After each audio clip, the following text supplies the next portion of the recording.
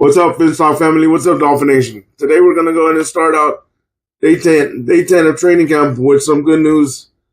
Zach Zeeler last night was given a contract extension, about $67.5 million.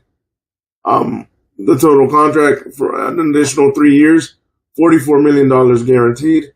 I'll be doing a full video of his contract later in the week. But to start off day 10 of training camp, I'm going to go ahead and give you some news and notes of day 10 of training camp, which was yesterday, Sunday, August the 3rd. And then we'll go ahead and listen to Coach Mike McDaniel, the presser. And then I'll go ahead and pop up who got the orange jersey of the day and pop up some clips and then listen to more pressers from Aaron Brewer, Storm Duck, and Willie Gay Jr. Also going to pop up a pick six from Minkah Fitzpatrick. Ben singing happy birthday to Zach Wilson. And I'll give you 5 seconds before I pop up who's the orange jersey of the day. 1, 2, 3, 4, and 5. The orange jersey on yesterday was cornerback number 36, Storm Duck. So let's get to the notes, and then we'll get to Mike McDaniel's presser and the other pressers. But I'll be popping up clips, the clips I have found on Twitter, so you guys can see. I'm also going to pop up a tweet of some roster moves that were made yesterday. Dolphins Alec Ingold in concussion protocol after Sunday's practice, plus stock up and stock down. And this was written by David Furones of the Sun Sentinel. The energy was strong at the Miami Dolphins Sunday training camp practice until fullback Alec Ingold went down. Ingold was seen hitting the trenches as a lead blocker on a run and suddenly was down on the field motionless. Teammates in the vicinity immediately signaled for trainers to provide assistance. It was a serious scene for a minute or two, as most players and coaches were on a knee watching Ingold, who was wearing a guarding cap at Sunday drills. Ingold eventually got up under his own power and walked inside the team's facility. A team spokesperson said Ingold is in concussion protocol. Here are a series of other updates and observations from Dolphins Sunday practice. The orange jersey player of the day was cornerback Storm Duck. He was lauded for his consistency by Coach Mike McDaniel, and his emergence in his second season would be a welcome sight for a secondary that needs cornerbacks to step up. Wide receiver Jalen Waddle made a highlight reel catch, snagging a pass from Tua Tagovailoa over the middle with one hand drawing oohs and ahs from fans in attendance. Waddle later slipped on a route leading to an incompletion from backup quarterback Zach Wilson. Tagovailoa threw his first interception of camp with Minkah Fitzpatrick undercutting a route near the goal line. Fitzpatrick had his team going the other way for what could have been a pick six, but wide receiver Tyreek Hill was racing him down the sideline and caught up to him. Tagovailoa responded after the interception, firing a touchdown over the middle to wide receiver Nick Westbrook. In situational settings where the Dolphins offense started on its own 40-yard line with 38 seconds on the clock, Tagovailoa quickly got the team moving with a throw over the middle to eventually end with a Jason Sanders 37-yard field goal. Wilson also led a field goal drive in the same situation, with Sanders hitting from 53.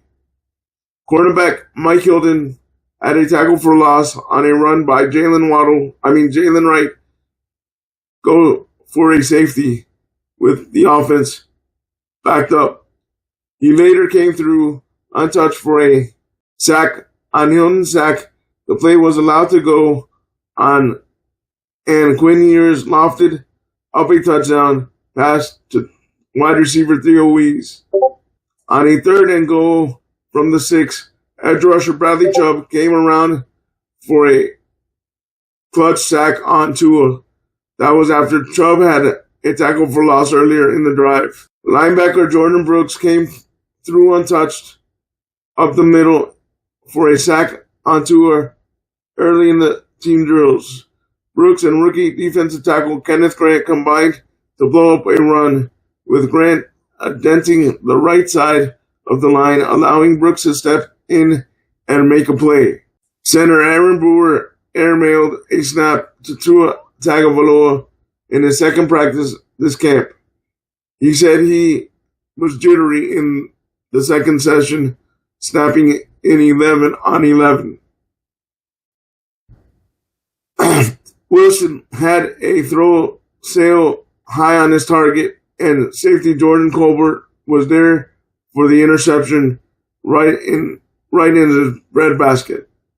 Cornerback Jack Jones flashed some physicality on two instances, a tackle for a loss against running back Alexander Madison, and a big collision with tight end Pharaoh Brown. As a pass met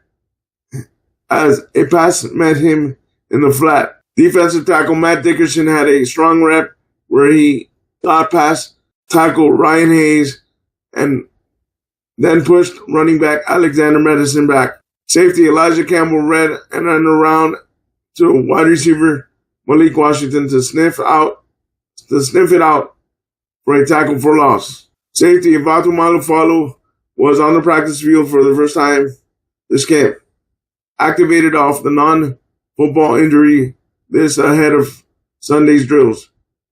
Malufalo is back in the mix days after fellow newcomer at safety Ashton Davis was sidelined with a lower leg left injury. Players on the active roster not seen practicing were outside linebacker Jalen Phillips, right tackle Austin Jackson, cornerback Cam Smith, cornerback Jason Marshall Jr., safety Ashton Davis, safety Dante Trader Jr.,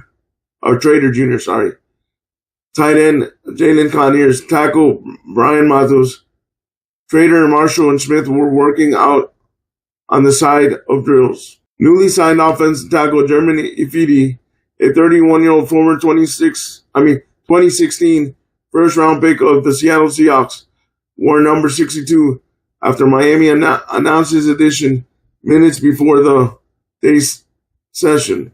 Stock up. Storm Duck's orange jersey is a testament to his consistency at the position where the Dolphins are in dire need of someone to emerge. After impressing as a rookie who went undrafted to make the roster last year, he appears to be stepping up.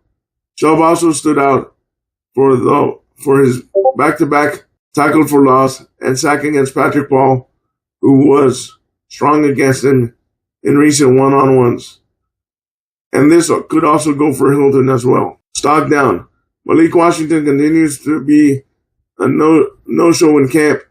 He's not getting open, not being found by quarterbacks.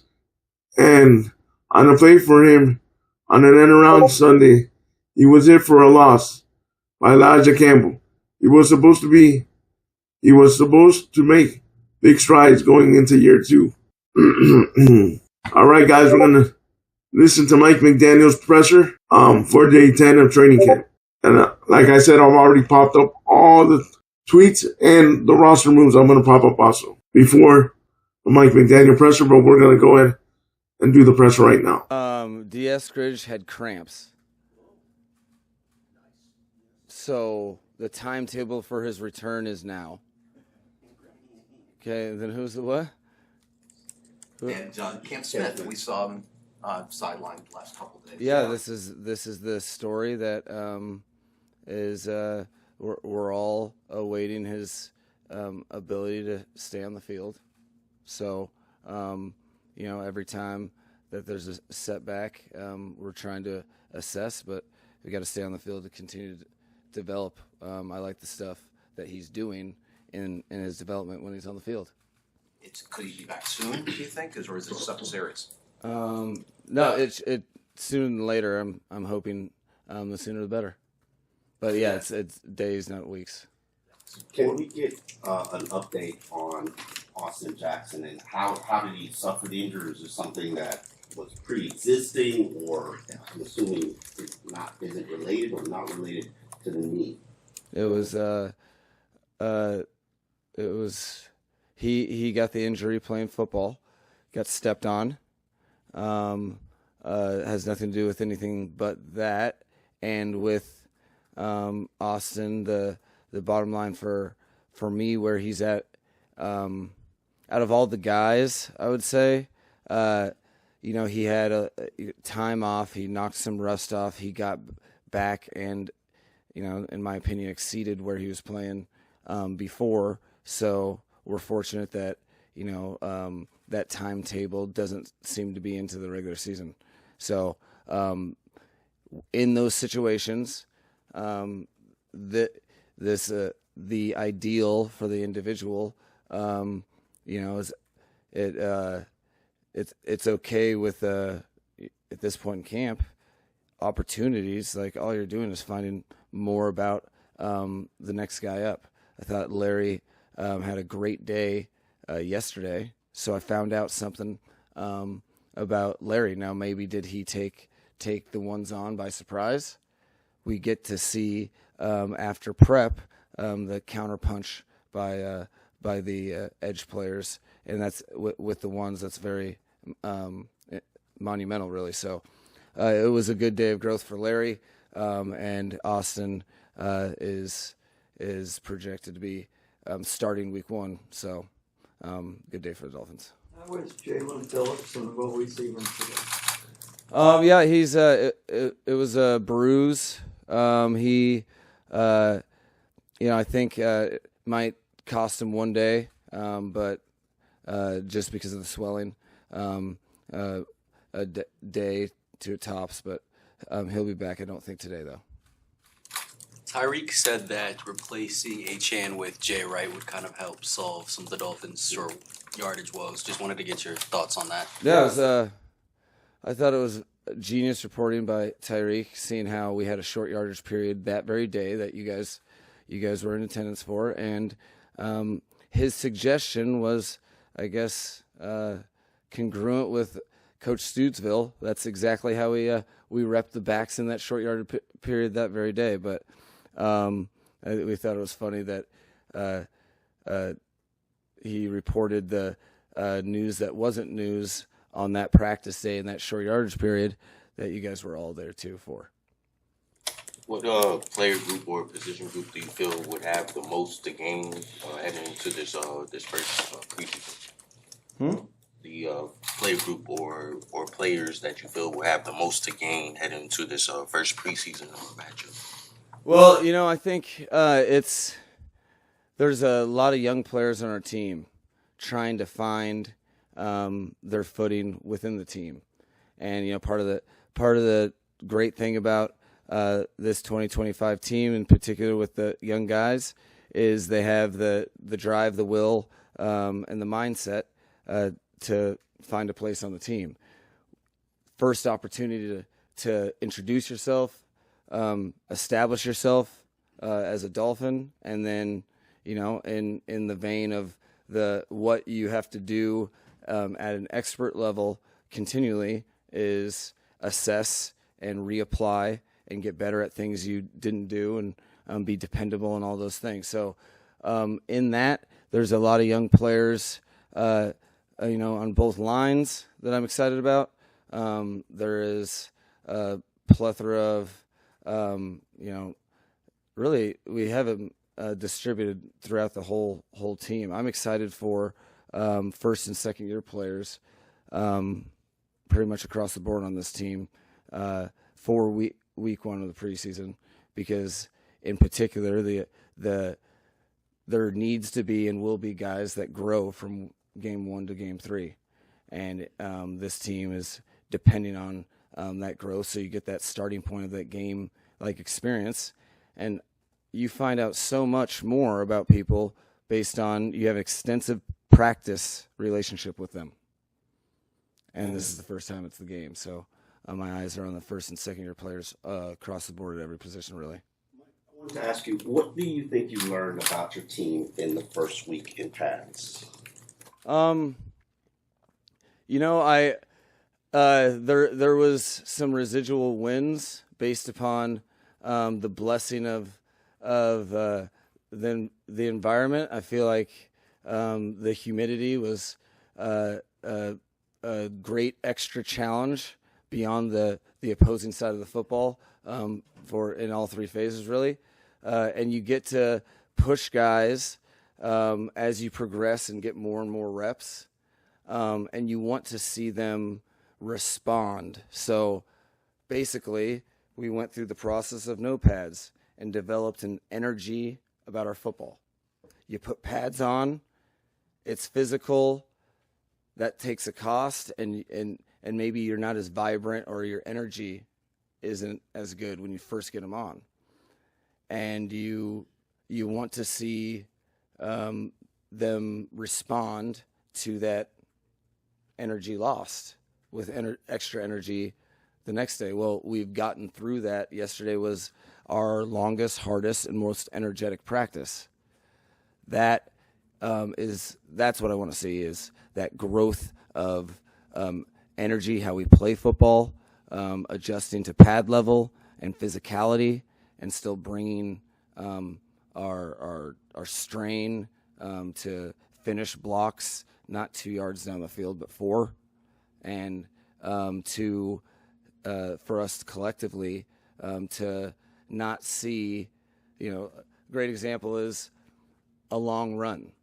Okay, if the offense breaks a long run defensively, I want to see the strain from the collective that makes it like a 40-yard run could be a highlight on the defense's worst play. I want to see guys strain with pads and make people earn everything in both phases. So we have started that development. Now, so yesterday I thought the tone of practice was right.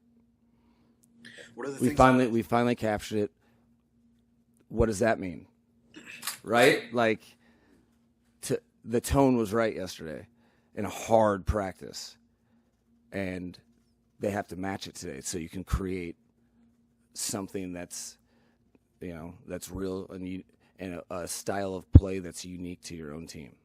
What are the things you have seen come to fruition for Willie Gay this camp? He's well, first of all, he's magnetic. You can feel his presence inside the building, and he was a fast friend for a lot of the guys in the locker room. But what has jumped off is his energy isn't a one-off thing. He brings that every day.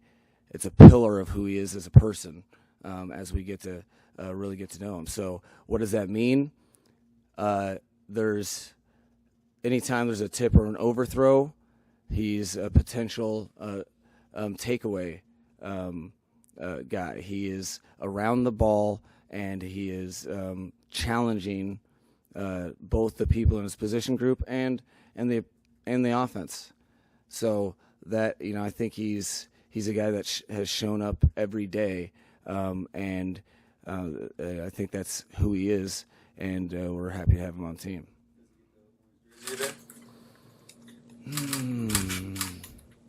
All right, what does the weather say? Is there a storm? Oh. Oh no, or is it clear sky? Is that a clue? Maybe it can be clear skies. Excuse me. Maybe it can be clear skies and a storm at the same time. It's very good. Are you guys? That's why I said it.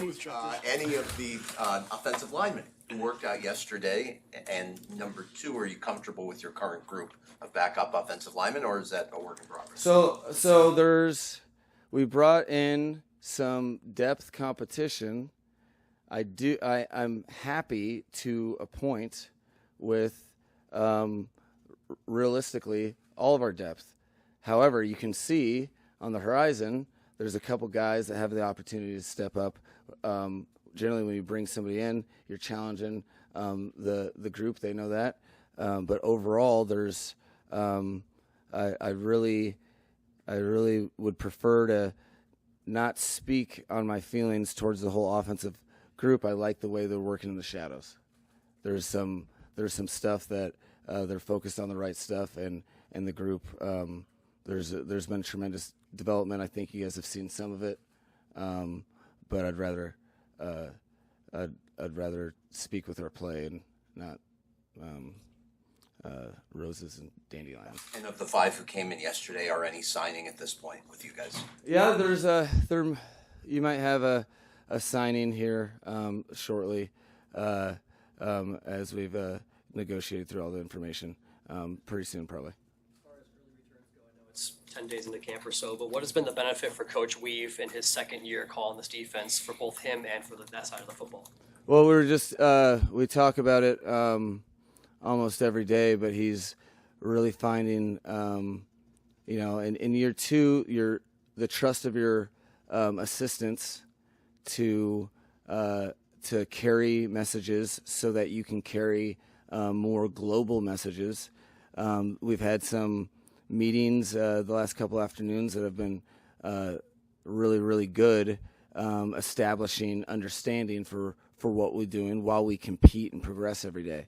So it's been, we did a phenomenal job last year, but the advantages of year 2 he's fully taken advantage of for sure, because he's and really it's just the collective group. The defensive coaching staff is doing a great job connecting the players, developing guys, investing in them daily, and challenging them. Is there any update on Ifatu Milifanu? Yeah, breaking news, you see him at practice today. All right, so that was a very on point question there. You've set a standard, now I will hold you to that standard. In some of the Dolphins media that was released yesterday, we saw Tyreek kind of bigging up Storm Duck after Tyreek made a play on him.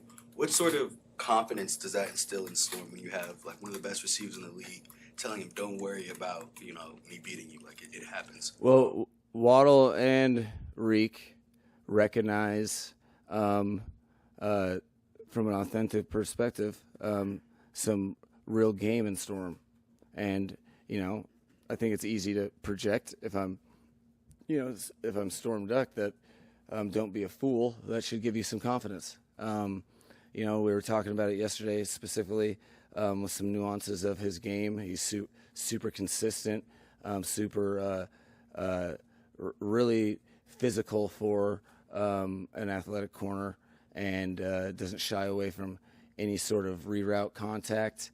Is actually forced that way, and is competitive each and every day. So it tells me a lot. You gather a lot of information, sometimes just listening, and they invest time into Storm because they believe in Storm and know he can help us win. You have to learn first to follow before you lead. And I'm curious, during your time at Atlanta and San Francisco, what were some things that you learned during those preseason years leading up to those Super Bowl appearances that you emphasized during this year? No, that's a great question. It kind of sets your vision of how things are supposed to be in this time. Particularly, it's impossible for me not to reflect on, the most successful, the longest journey teams, and identify what happens in camp. And it's pretty consistent. The teams that go the furthest are able to really block out noise at all levels, both external and internal, and worry about their game, and collectively sacrifice and play for each other. And as simple as that sounds, and it's all good in theory, the noise is the opponent B every week. So like in the off season, you can't be focused on two things at once. The team hasn't, but then you go into training camp and it's a new obstacle. because you're against the season. It's the nature of the NFL.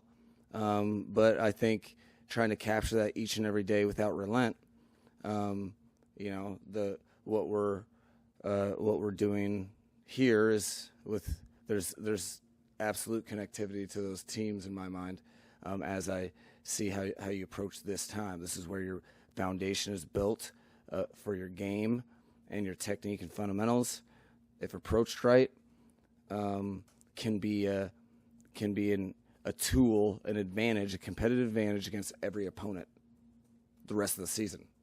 So what if you could play every opponent at once by full commitment to your technique and fundamentals? That's what happens in those teams. That's what, each and every day we're not guaranteed to get. Guys have to motivate. Guys have to motivate themselves. It's all about the days dudes rising to the occasion on the days you don't feel like it. Those are the key. So each and every day and how we stack our work and build our game, first to be joint practice ready, then preseason ready, then regular season ready. You don't waste a moment, or you'll have an experience that will be regrettable. Man. All right, guys. Next press conference for day 10 of the Dolphins training camp. Your starting center, Aaron Brewer. Yeah, this first question, is it to be back in practice? What do in the front? It feels amazing to be back in practice. Just being better to play football again, get back in with the boys, having some fun. I'm glad to be back. How important was it to come back not too late to develop that chemistry and cohesion? I feel like we built a lot of chemistry during OTAs, but now we're in pads, so just getting that different feeling of it. We already bonded pretty well and we all very close, but it's a little different once you get in pads and just figuring each other out and each other's skill set. You know what I'm saying? So I feel like it's great that I came back at the point I did so early before the preseason really got into the depth of it. What do you think of now working alongside two new guards, and James and Jonah? I love them, man. They some phenomenal guys, great athletes, and they just got a good mentality, you know what I'm saying? They got that dog mentality, and I just try to push them as much as I can, and I urge them to do the same thing with me, you know what I'm saying? Because, once you got somebody else on your back pushing you further than you think you can go, ain't no telling where you can get to. Any early impressions on Jonah? As James said, that's so impressive that as a rookie, he's doing what he's doing and he gets first team. Yeah, definitely impressed with Jonah just because how he handled himself, you know what I'm saying? He a rookie, but he don't carry himself like a rookie. He handled himself like a pro, you know what I'm saying? He a sponge, he taking in all the information, he very intentional with everything he do. Brew, is there a silver lining? We hear that Austin Jackson should be back for the opener, so I guess you get a look at other right tackles, right? Is that a silver lining, or do you guys need that starting five to be together as much as possible? You would want the starting five to be together as much as possible, but in the NFL, it's a 100% injury rate, so you need everybody on the team, starters, backups, whoever, to always stay ready. So whoever in there at the moment, our standard is our standard, and so you want them to live up to it. I hope AJ get back as soon as possible as well. Year 6 for you, what's been the most important lesson that you learned throughout your career so far? All my years, the most important lesson is probably say bonding with the team and taking care of your body. You know what I'm saying? Because playing football at this level, it's taxing on the joints, on the body, you know what I'm saying? So you got to stay real proactive with everything you're doing, your recovery. We put in a lot of work, and so as much work you put in, you got to put in the same amount of work on the recovery too. So them probably the two biggest things I've learned going into year 6. Would you say you're a big proponent on the power of friendship, and do you believe in that in a sense? Absolutely. I try to bring everybody together, you know what I'm saying? I try to do anything to where we doing stuff with each other. Getting a basketball goal or playing cornhole together, just something where we getting close to each other, probably competing a little bit, because you push each other, everybody true personality come out when you competing a little bit. So just different stuff like that, different tactics. Who's the best cornhole player? Best cornhole player? it'd probably be Jonah for real. I ain't gonna lie to you, like he cold with it. Like he going 4 for 4 with it. Yeah, like he cold. Drew, we see a lot of these safeties and corners coming in unblocked, and we know Weave is dialing things up. Is that communication on you guys' part? What's going on there? How do you guys get that corrected, and are you stressing it at this point?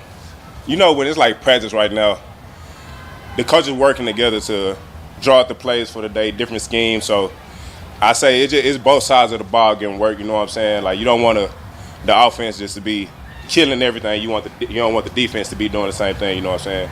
So sometimes I feel like some things probably schemed up for different sides of the ball to win. You know, to build that confidence on both sides of the ball. What has impressed you the most about Patrick Paul? I say his growth over the offseason, like his whole mentality, how he carried himself. Like he been like very intentional since the season ended last year. I spent a lot of time with Pat, and so like our grind, like his mentality, his work, like doing 2 a day, 3 a days, like stuff like that, like that's different. Like not the average athlete or just person is doing stuff like that. So how he coming into year 2, like I love where he at, like his mentality, his work ethic, I love it all. You say it's 3 a days? He was doing 3 a days? Yeah, wow. Like 2 and 3 a day.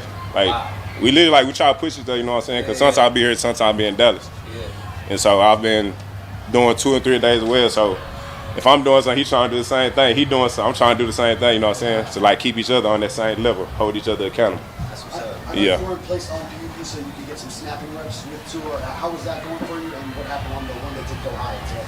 The one that went high, just a little disconnection. I was just getting back into it, got a little jitty, you know what I'm saying? I'm ready to go, get out of there. So that's all it was.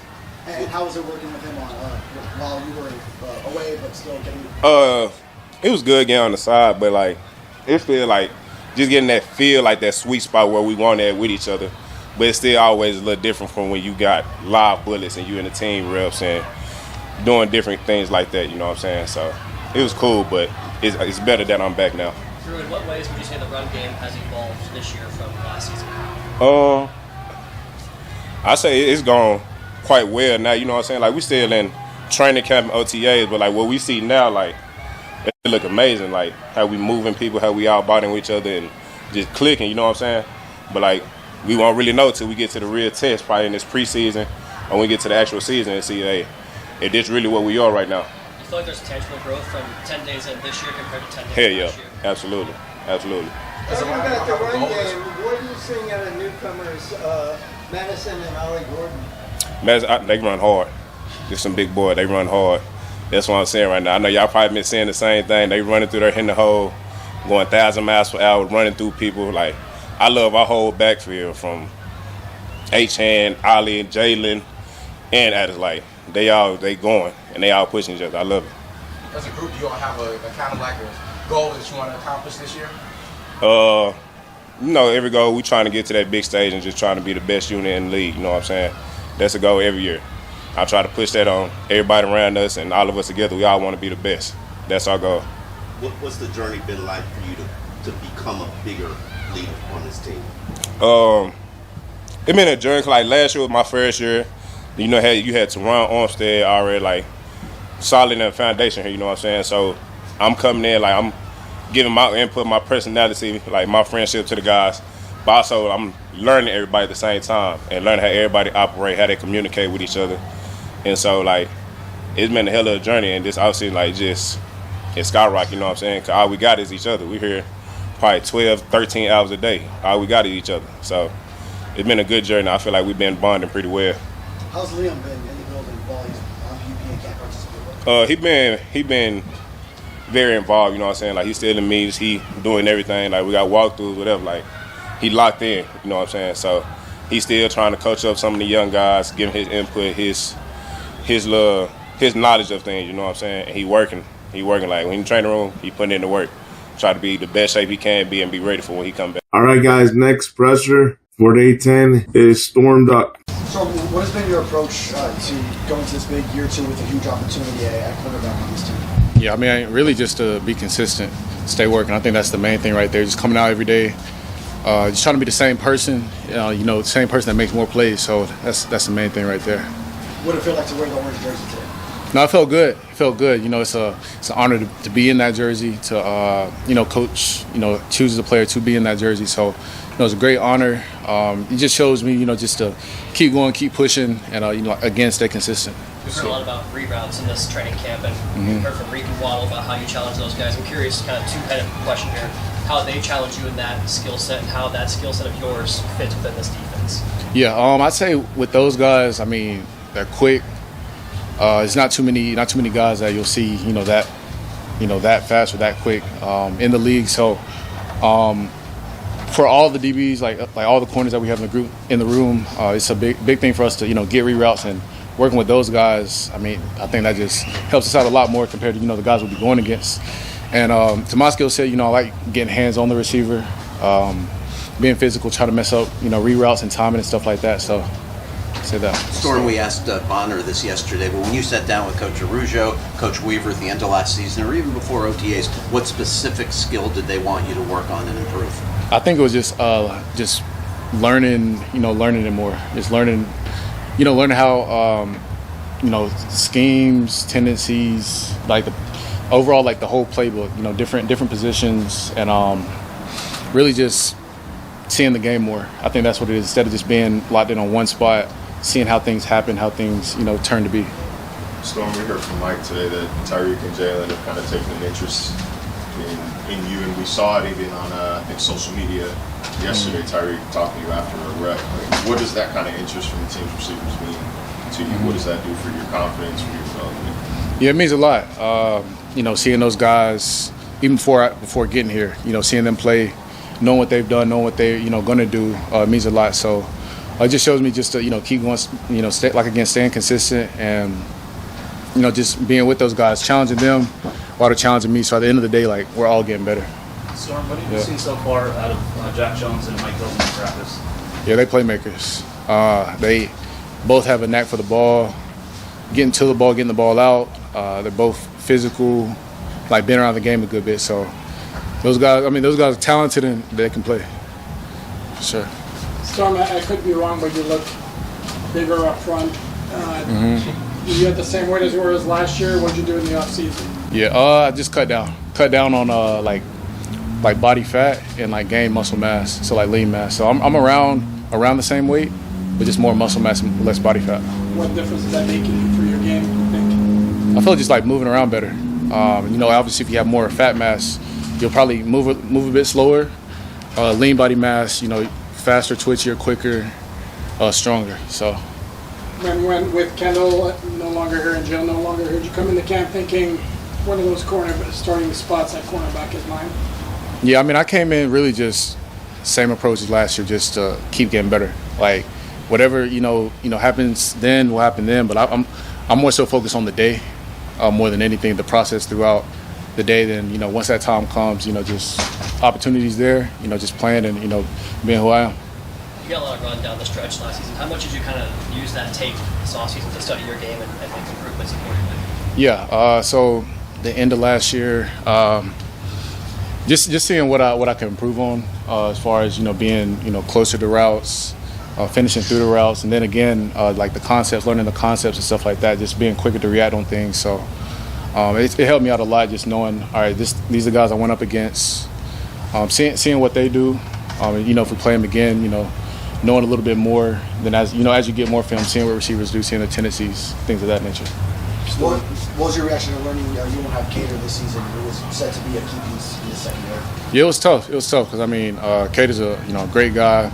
One of my friends too. So seeing him go down and seeing how hard he worked, seeing how hard he was working, I feel it hurt everybody. Everybody loves him in the building, and it was tough for us. But I know he's gonna attack rehab hard, get all that done, and be back. Two final questions. You told me in the past you're a reader. You reading any books right now? Right now, I currently haven't been, but I think the last one, The Way of the Superior Man, was the last one I read. But that was a lot. Yeah, it's a good one. There are a couple older guys you have in the room who can be leaders. Certainly Minka, Mike Hilton. Has Hilton? I know he's just learning the system, but is the older guy in the room? Has he done something, as far as a mentorship yet or leadership role in the cornerback room? Yeah, so if he has like any advice or something like that during film, he'll be quick to, say what he thinks about it. Also, Coach Ruggie will give the coaching point. If Mike has something else that he can add to it, then really everybody feeds in off of those two. And like Minka as well, like he'll ask the questions that some of us won't even think about because he's been in different schemes, been in different defenses and stuff like that. So like again, Mike, he's been really helpful to everybody. Just ask him a question, he's like willing to answer. He wants to answer. He wants to help everybody. All right, guys. Aaron Brewer spoke about the offensive line. If debt is weighing you down, let us help. Him getting We can better buy all of your debt. and fighting for a starting position. And that the defensive backs are working together as a team to get better and work and learn the scheme better. He's only in his second year, as you guys know. But Aaron Brewer basically just also spoke about the offensive line trying to work together. And when one person goes down, they need to have the mentality of next man up. Next presser in training camp video day 10. Give me 1 second. It's going to be Mr. Scream himself. Mr. Let's Start Practice with the Scream. Mr. Willie Gay Jr. I think the number one Wish I could get him on the channel, guys, but that's kind of hard right now because I'm just throwing. Orange jersey, man. If they give me the orange jersey, practice is gonna be lit. I'm gonna say that. But I don't know, man. I'm just out there doing my job, man. I'm not really worried about it. I just feel like Coach finds who makes the play of the day. I guess I don't know. And he just picks a random guy sometimes. But it is what it is, dog. I ain't really worried about it. Willie, I know players are never fully satisfied, but to us it looks like you're making plays every single day out there. How do you feel you're performing? I'm healthy. Praise God for that, and I'm able to do my job. It's best of my ability, so I think I'm doing pretty good. Obviously, there's always room for growth, so I'm going to continue to do that each and every day and do what I'm asked to do. What's the part of your game you're doing in camp that you're most proud of? Running, coverage. I feel like I'm doing pretty good, getting my hands on, batting balls down, even though a couple of them was dropped. But it's okay, because in the games they're gonna be picks if I get opportunities. So I think coverage, man. I'm actually, I feel I'm proud of myself. I usually don't give myself praise, but if I had to just answer that, probably just the pass coverage and just trying to get better, even better at it. And so yeah. How important is that to team that with your blitz too? Because you get in the backfield a lot. Like how does that coverage and blitz stuff work together to make a player? Like you say, well-rounded, man. Whatever they ask me to do, I try to do the best of my ability, and being able to blitz and drop in coverage and cover man-to-man, I feel like it's my skill set. Obviously, it's always going to be something to get better at within those things. Like I was telling him, being able to get in the passing lanes a lot this camp, has been big for me. So continue to using my skill set every way I can. I'm curious about your pre-practice ritual, that screen that you do. Is that every day? Why you do that? Just kind of take us through that. Man, I started doing that my second year in Kansas City. I don't know. It's just one day I'll never forget. We had an indoor practice and it was raining outside. When it's raining, everybody I just went in and I screamed real loud. Next thing I know, people just start buzzing about it. But I never did it for people. I do it to get my blood flowing a little bit. And then everywhere I go now, it becomes big. So it helps me get going a little bit too. Mike called your energy magnetic. How much pride do you take in bringing that to the rest of the guys? I just love the game so much, man. Love being on the field so much. I feel like everyone says, energy is contagious, and if you bring it, man, it's gonna always spread, like a virus, dog. So that's what I do. Just be myself. I don't try too hard. Like I said with the scream, I do that for myself, and everyone else feeds off of it. So it's part of it. This defense has put a lot of pressure on your team's offense, whether it's your edge rushers, your linebackers. What's it like today when you see the nickelback, you see Mike Hilton get that pop in the end zone for a safety? Big. That's big, man. Like you say, we can get you from any position, any area of the field, man. And I used to watch Mike do that when he was at Ole Miss, all them years ago.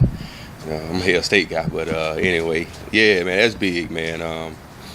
we just a well-rounded defense, man. We got all kind of weapons, so we try to use them. So can you do the scream on cue? Nah. Thought you might say that. Yes, sir. You mentioned the drop pick. You need to work on the jet machine a little bit? You start stuff, man. 3. No, 4. Yep. Look, so that's what I told the receivers that always, get on me now, because they was like, why you dropping the passes? And I'm going to tell you, it's because I'm closing so fast. I'm not patting myself on the back, not blowing myself up in that, but I'm closing so fast I don't think I can get there. So I get there and I panic and I just throw a hand out there, like the one yesterday. Then I realized, I could have caught that. So, and I know I'm going to hear about it after every time. So 2 of them I know was that, just simply just me just getting there so fast and then just throwing a hand out there. But yeah, we're going to make them count, man. I'm going to make it count. So who's giving you a hard time? You say who? Who's giving you a hard time about those? Everybody. All the receivers for sure. Yeah, man, they on my tail. So. How do you feel the defensive unit is gelling right now under your first year under Coach Reed? I feel like everything's going good, man. Everybody gets along well. We got a room that understands its role, a group of guys that understands their role as one. And we just, like you say, we gel together, come together, and do our job collectively, and we know we can go far as long as we do that. So. What do you think of the potential of the whole front seven and how you can fit into that? Potential, I feel like we can be the best defense in the league, starting up front, with the D-line, like I said last time, with the edge guys, linebackers, I feel like the best linebacker room in the National Football League.